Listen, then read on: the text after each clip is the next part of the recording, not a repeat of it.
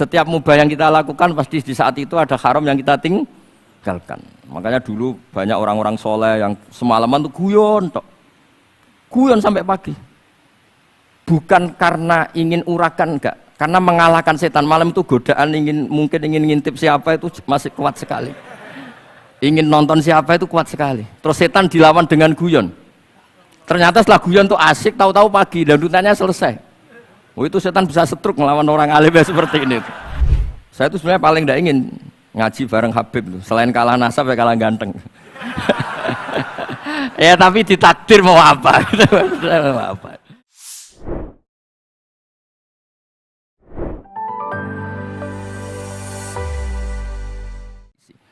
Di kitabnya Sayyid Muhammad ini ada sanad dari ulama India yang orangnya juga macam-macam dari marga macam-macam. Jadi saya mohon barokahnya sanad ini kemudian kita tahu apa sih sanad itu. Sanad itu ya kadang-kadang harus lewat orang yang mungkin kita tidak cocok. Dulu itu ada sahabat tanya, kalau mencium istrinya pas Ramadan itu sah apa enggak? Kebetulan ditanya itu Maimunah. Enggak tanya Saudah karena sangat yakin enggak itu, kalau Saudah itu enggak. Itu Maimunah jawabnya, kalau kita enggak ngalamin, coba tanya Aisyah yang potensi ngalamin dicium pas Ramadan. Sebetulnya istri yang Nabi itu sama Aisyah itu ya agak gimana yang namanya Doro itu ya rival. Akhirnya tanya, ya Aisyah gimana hukumnya lelaki mencium istrinya pas Ramadan? Ya dijawab sama Aisyah, qabbalani Rasulullah wa huwa shaim. Yang lainnya nggak bisa jawab, mau nggak ngalami. Jadi sanad tuh kadang ya cocok nggak cocok ya memang itu fakta. Cara mandi junub, kayak apa pinternya sahabat cowok kalau mandi junub ya nggak tahu. Akhirnya tanya sama Sayyidah Aisyah, sama Sayyidah Maimunah. Apapun dekatnya istri Rasulullah, kalau perang ya nggak tahu. Wong itu lelaki. Begitu juga afdhalus sahabah kayak Abu Bakar, kadang harus mendapatkan hadis dari orang-orang yang nyun sewu agak deso. Bahkan kadang maula kayak Sauban, kayak Rabi'ah bin Ka'ab. Orang-orang biasa sekali. Khodim dulu. Tapi ini kan barokahnya khodim itu tahu keseharian Rasulullah SAW di dalam.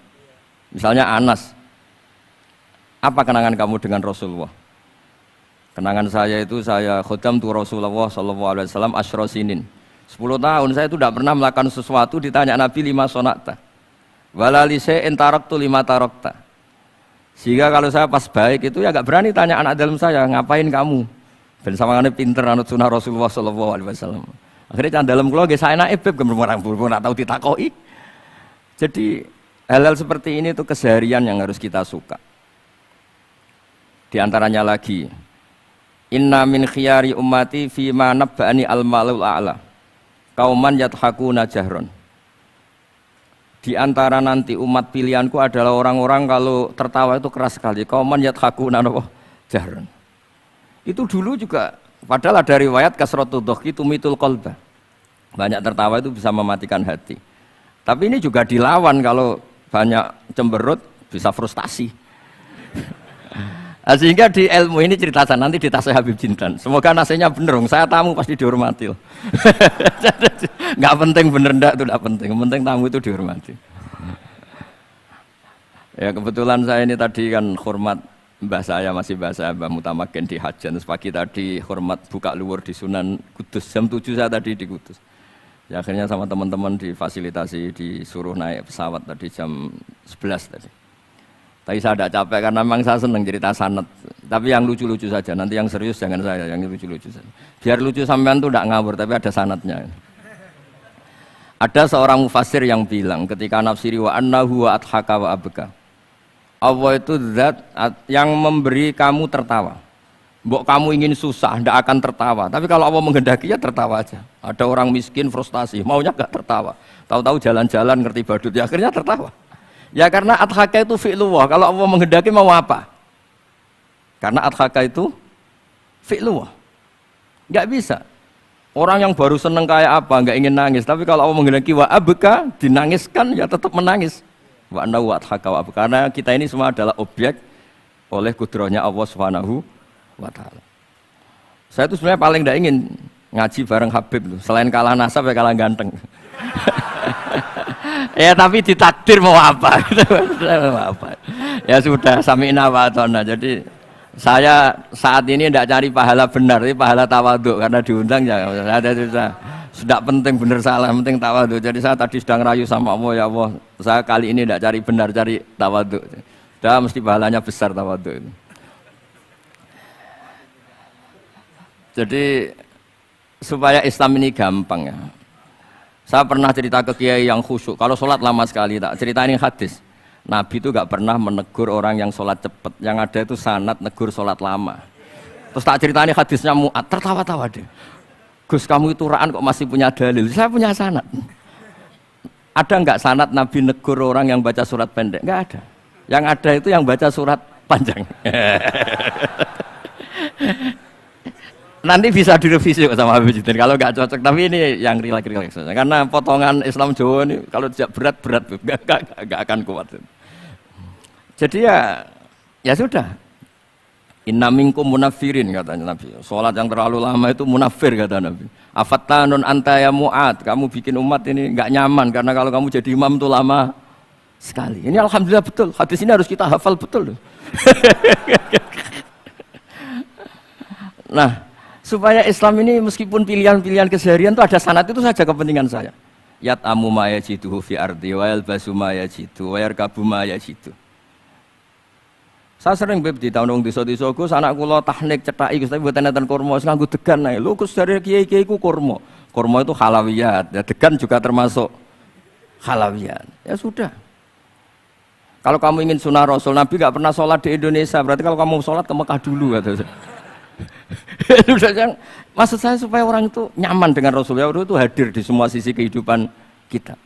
Kalau dalam istilah Sayyid Umar Hafid, faruhu Muhammadin sallallahu alaihi wasallam awsa' wa asra'. Kalau kamu bisa tawassul dengan Nabi Ibrahim, Nabi Musa, dan beliau-beliau bisa datang ketika Lailatul Mi'raj untuk hormat Rasulullah SAW di Baitul Maqdis, faruhu Muhammadin awsa'u asra' kata beliau. Jadi bisa datang di kapan saja, di mana saja. Jadi jenengan meskipun di Indonesia tidak usah khawatir, kita semua ini dilihat Rasulullah SAW. Dan cara lihat Nabi itu gampang, tidak kayak kita. Kata Rasulullah, hayati khairun lakum wa mamati khairul lakum. Saya kalau masih hidup juga baik untuk kalian. Anda bisa cerita hadis dengan saya, sering bercengkrama. Dan ketika saya wafat kata Nabi, saya sudah dekat sama Allah Ta'ala. Kalau melihat kamu baik, saya muji Allah. Kalau melihat kamu salah, saya mintakan ampun. Makanya saya ini jenis kiai yang jarang istighfar. Ini bukan karena sombong. Saya ulang lagi bukan karena sombong. Saya itu pengagum Sufyan As-Tsauri, itu di antara khasnya itu jarang berdoa. Ketika ditanya, kenapa kamu jarang berdoa? Selagi saya ngajar, kata beliau ini, selagi saya ngajar itu masuk hadis ala khulafai rahmatullah. Waman khulafau kaya Rasulullah alladzina yuhyuna ma amatahun nas min sunnati. Jadi kalau saya baca Bukhari, otomatis dapat doanya Nabi ala khulafai rahmatullah.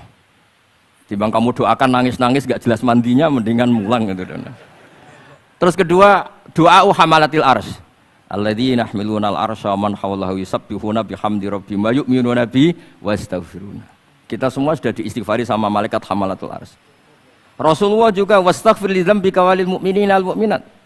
Fastighfaru Rasulillah qad kafana wa fawqal kifayah kata beliau.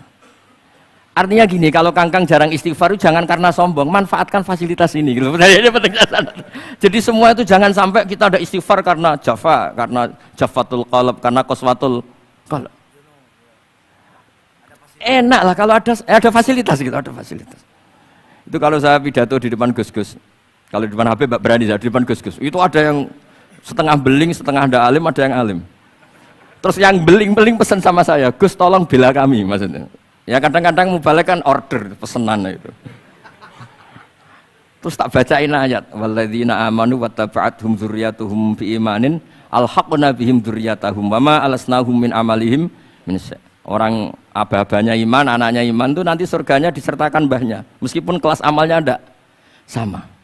Jadi mbah-mbahnya alim alama, anaknya yang tidak alim nanti surganya sama-sama yang alim. Kenapa sih kalau ada fasilitas nggak dipakai? Pakai aja nggak apa-apa kan. Yang alim yang komplain. Sudah kamu yang alim dihormati, dicucup, salami template, yang ikhlas saja, tidak usah protes kata saya gitu. Artinya saya inginlah keseharian kita yang awam, yang apa, itu harus cari backupan hadis. Supaya semua keseharian kita itu ada apa? Sanad.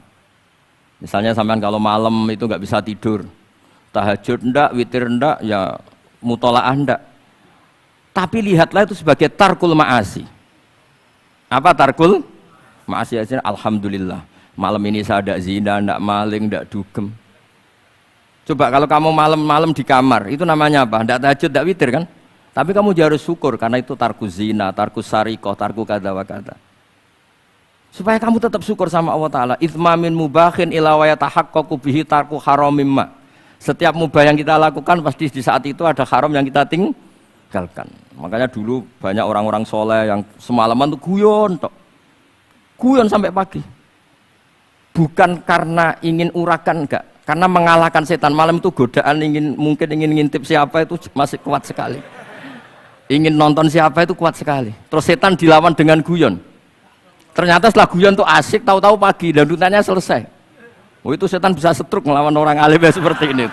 Karena nilainya tarkul masih. Meskipun dengan cara guyon, karena kalau yang cara wiridan itu calon wali, Beb. Kalau yang nggak calon wali, ya pokoknya tarkul maksiat.